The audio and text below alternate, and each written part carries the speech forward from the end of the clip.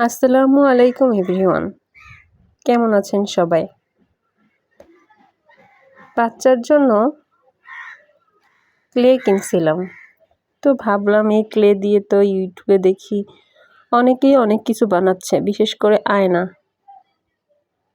Clay দিয়ে ফুল বানিয়ে আয়নায় লাগাচ্ছে, যেই ভাবা সেই কাজ।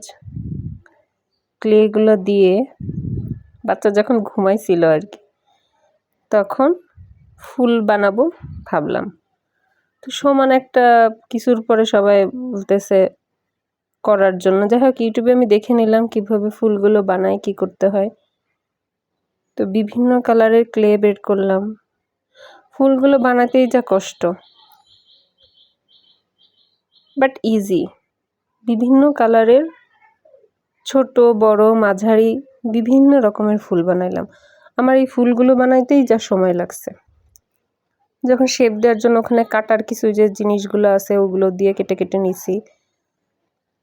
একটা আয়নার জন্য 30-40টা ফুল তো লাগে মনে হয়, গুণি নাই। তো বিভিন্ন কালার হলে ভালো হয়।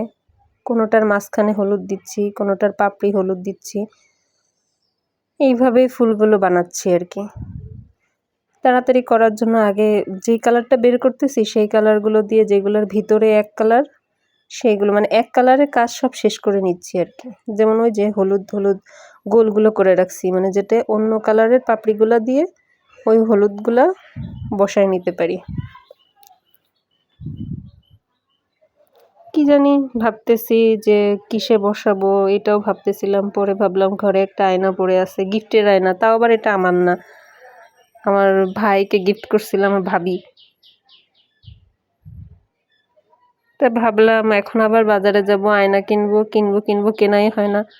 ওই আয়নাটা টার্গেট করে ফুলগুলো বানাচ্ছি। কিন্তু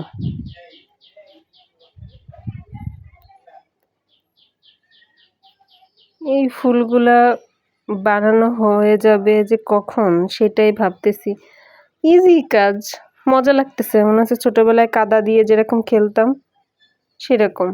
অনেকগুলো ফুল বানানো হয়ে গেল। যাই হোক, এবার আয়নাটা বের করে টিস্যু দিয়ে, ভেজা টিস্যু দিয়ে আয়নাটাকে মুছে নিলাম।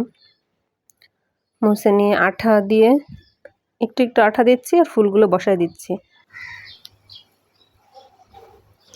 ফুলগুলো সব আঠা দিয়ে এক একটা করে লাগাচ্ছি। আর সবুজ পাতা যেগুলা, প্রত্যেকটা পাতার ফাঁকে সবুজ পাতা দিচ্ছি না, অল্প অল্প দিয়ে ফুল আয়নাটা কভার করলাম। আমার কাছে আয়নাটা ভালোই লাগছে। ছাদে নিয়ে যে ছবি তুললাম।